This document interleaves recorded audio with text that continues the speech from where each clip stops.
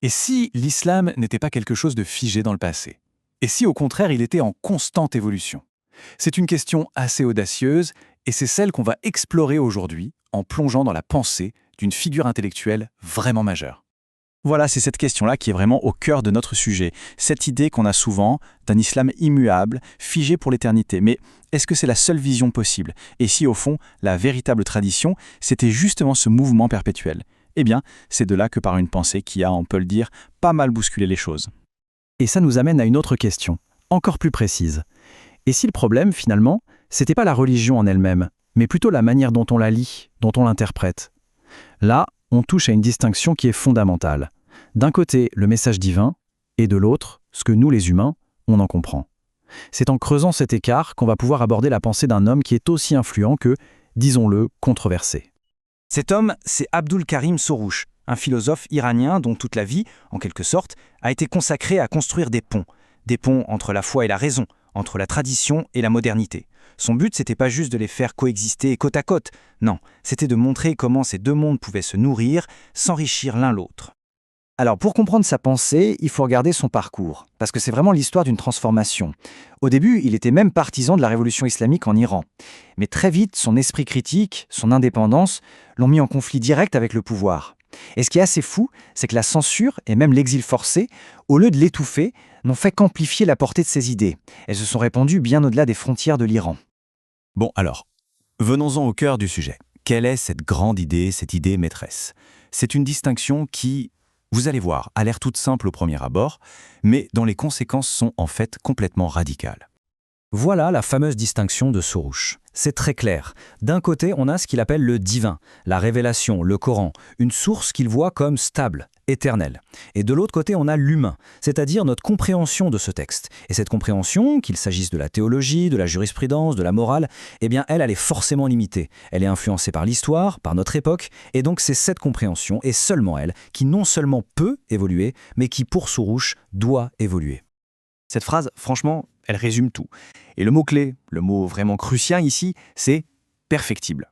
Qu'est-ce que ça veut dire? Ça veut dire que notre lecture, notre compréhension, non seulement elle peut changer, mais elle doit s'améliorer. Elle doit être constamment débattue, remise en question, surtout quand de nouvelles connaissances apparaissent. Et ça nous amène tout droit à sa théorie la plus connue, une idée vraiment puissante sur la façon dont la connaissance religieuse dialogue, ou devrait dialoguer, avec tout le reste du savoir humain. Soroush appelle ce processus la contraction et expansion. Alors imaginez un peu le truc.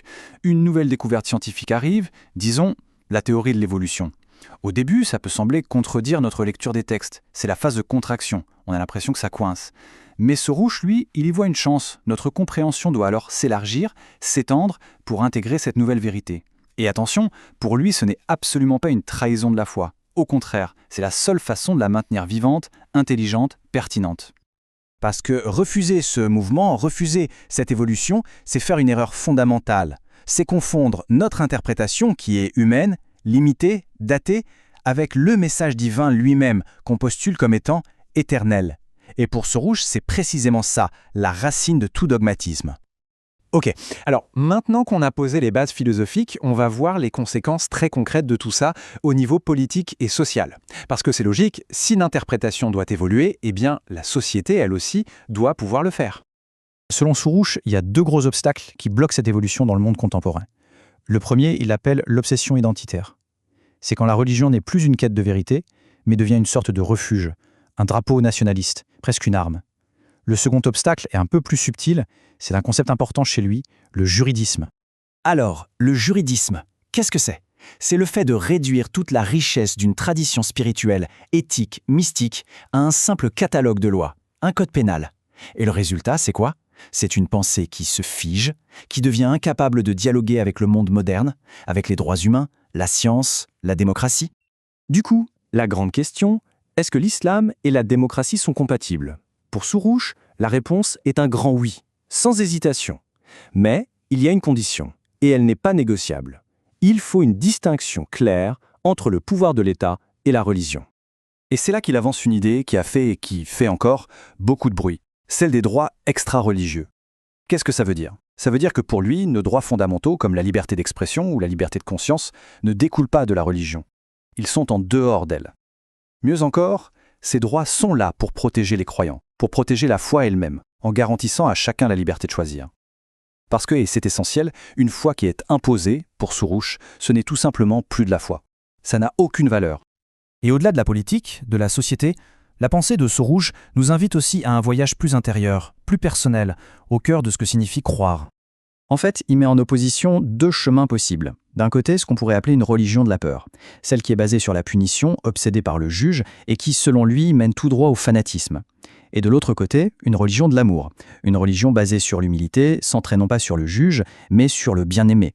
Et là, on n'est plus dans le fanatisme, on est dans une quête spirituelle. Cette citation est très parlante. Dieu n'est pas d'abord un juge, il est un bien-aimé. Prenez un instant pour y penser. Ça change tout. On passe d'une relation basée sur la crainte d'un juge à une relation d'amour, à la recherche d'un bien-aimé. Ce n'est pas juste un petit ajustement, c'est un changement radical de paradigme spirituel. Alors, en conclusion, si on devait résumer l'importance de la pensée d'Abdul Karim Soroush, que faudrait-il retenir? Je pense que la meilleure image, la meilleure métaphore pour son travail, c'est vraiment celle d'un pont.